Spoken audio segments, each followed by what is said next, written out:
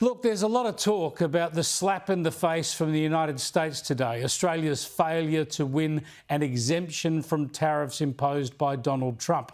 But let me tell you what it really means. This debacle is a symptom. It's not the disease. Let's talk about the disease. And that is that this country is in real strife, deep economic strife, self-imposed economic strife. Our energy self-harm is deliberately making us poorer. And this at a time when we're facing dire security threats, experiencing horrible social division and flailing in the face of cultural decline. We live in the best country in the world, sure, but we're seeing it damaged daily before our very eyes by a government that's not only incompetent, but has the wrong priorities, it has the wrong ideas, and it has no real conception of either perils we face or how to combat them. We are sleepwalking to our own demise. In short, the Albanese government and their partners in crime, the Greens and the Teals, are hurting us. They're doing long-term damage. And it was refreshing to see Peter Dutton call it out strongly today. This Prime Minister is weak and incompetent. He can't make decisions in our national security interest. Our country is less safe than it was 3 years ago because of Mr Albanese's incompetence. Our country is less prosperous and families are less prosperous. Businesses are going broke at a record rate because of Mr Albanese. Now, not only is the opposition leader right there, but he's also significantly ramping up his attacks on the Prime Minister. I'll have more on that in a moment. But let's talk about this tariff decision. Last time this happened, under Trump Mark I and a coalition government, Australia won an exemption, with former Liberal Treasurer Joe Hockey the ambassador in Washington. Anthony Albanese, with his old mate Kevin Rudd in Washington, has not only failed to get the exemption, he even failed to get a conversation with the President. We have continued to put in a request for another discussion with President Trump. We've engaged, including through writing, including at senior levels of the government. People would be aware. The Treasurer, the Trade Minister, a range of the Foreign Minister have all visited and have all engaged. Now, the imposition of these tariffs is wrong. Donald Trump is wrong. This is bad economics, and it's no way to treat an ally, especially an ally with whom you have a free trade agreement. But remember, Albanese, Kevin Rudd and Foreign Minister Penny Wong have spent the past decade bagging Trump in the most hysterical terms, and then they wonder why they can't get a hearing. I think Kevin has done an outstanding job, both now, I can say that from my observation of the extent of his engagement and the level of his engagement. But I would say, obviously, it's a very different administration. It's a very different America in the world. These Labor types have made heroes of themselves with the lefty crowds by bagging Donald Trump over the years, and now they find that they can't deal with him. I mean, diplomacy 101, politics 101 for that matter, is don't abuse people that you might need to do deals with. Who could believe our luck that this madman called Trump could have been elected? We have an alliance with the US, we've got to deal with him, but that doesn't mean that you're uncritical about it. He scares out of me. And as the United States in the last 4 years has been run by a village idiot. I think everyone is rightly appalled at what Mr Trump is reported to have said. I mean, none of us have a vote in the US election. That's obviously a matter ultimately for the Americans, but we can have an opinion about what he said, and what he said was appalling. Yeah, they could not help themselves, and now they and Australia pay the price. It's obvious that Anthony Albanese and Kevin Rudd have had a shocker. The Prime Minister can't secure a phone call, let alone a meeting with the President of the United States. And how on earth can an outcome be negotiated if the President won't even take the Prime Minister's call?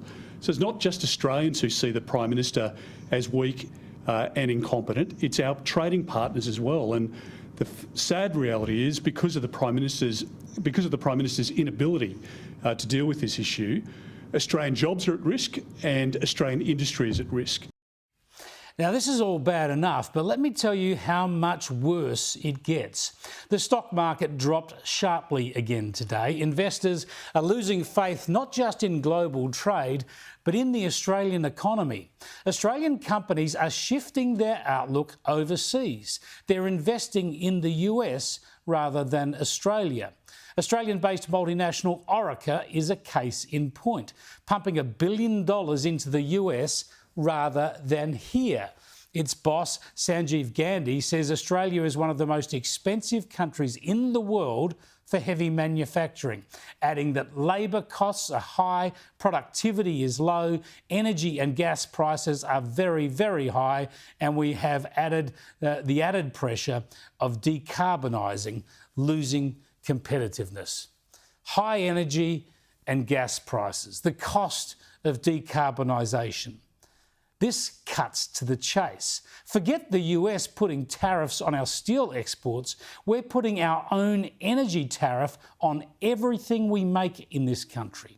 By refusing to use enough of our own gas, by refusing to use enough of our own coal, by refusing to use our own uranium, and by instead embarking on a massively expensive, slow, unreliable and unproven experiment in renewable energy, we are making ourselves uncompetitive. We are making it too expensive to manufacture or produce products in our own country. We are making it too expensive to do business here. And we are doing it for the nutty pretense that fiddling with less than 1% of global emissions in this country, while the other 99% of emissions grow worldwide, well, we're pretending that that will change the climate. It is scientifically impossible, intellectually unhinged, and practically damaging, as we are all seeing. Yet this is what Labor, the Greens and the Teals are doing, and they boast about it. Now, with energy prices being so high, why is that? There's a couple of reasons. Firstly, again, you see it on social media, if renewables are so cheap, why are my prices going up? Well, the true answer to that is because we don't yet have enough renewables. Yeah, our electricity has never been more expensive because of the transition to renewables. So the way to fix it is to put in more renewables? Absolute genius.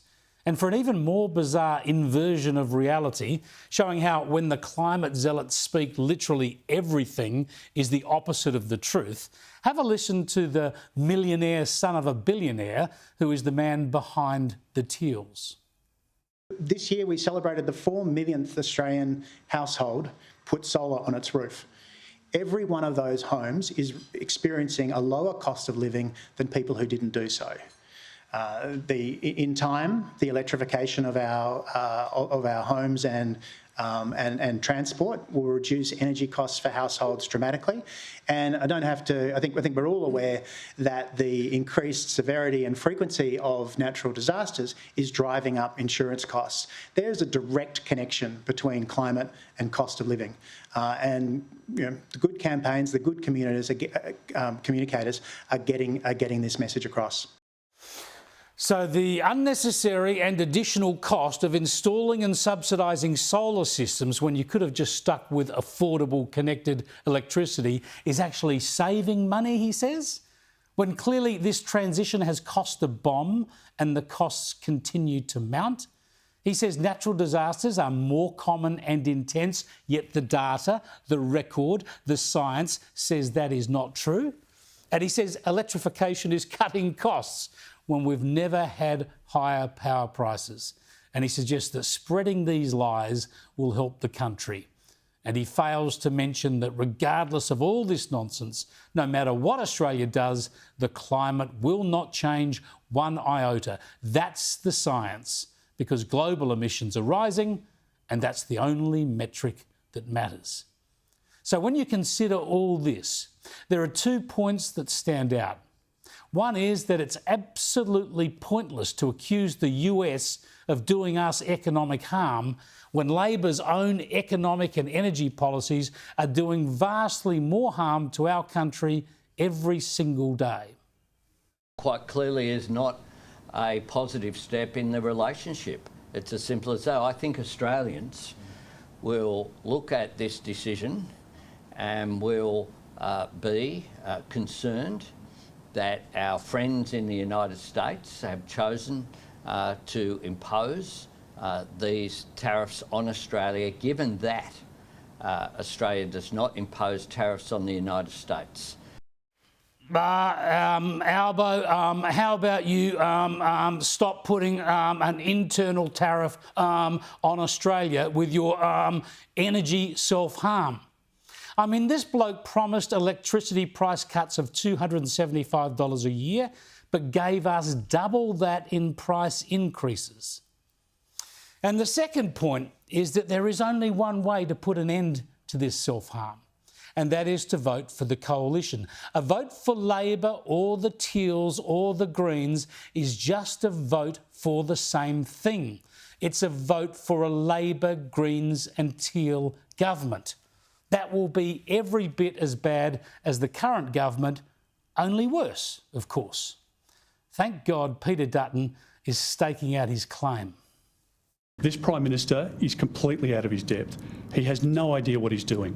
When it comes to energy, when it comes to the economy, when it comes to national security, when it comes to keeping Australians safe, and when it comes to this relationship, which obviously is now critically broken between the US and Australia because of the Prime Minister's incompetence. The opposition leader is virtually in full campaign mode now. The coalition's campaign headquarters was established in Parramatta on the weekend, pulling in staff from around the country, anticipating that the Prime Minister would have called the election for April the 12th. When Albanese changed his mind because of the cyclone, the campaign headquarters kept going, and it's fully operational this week. So the opposition has been having a dry run of full campaign mode this week to sharpen tactics, and it's starting to show. They'll likely ease back next week in the lead up to the budget before flicking back to full campaign operations immediately after the budget in the run up to the election early in May. That's when we'll get to vote in a choice between more self-harm and the chance to start fixing this mess.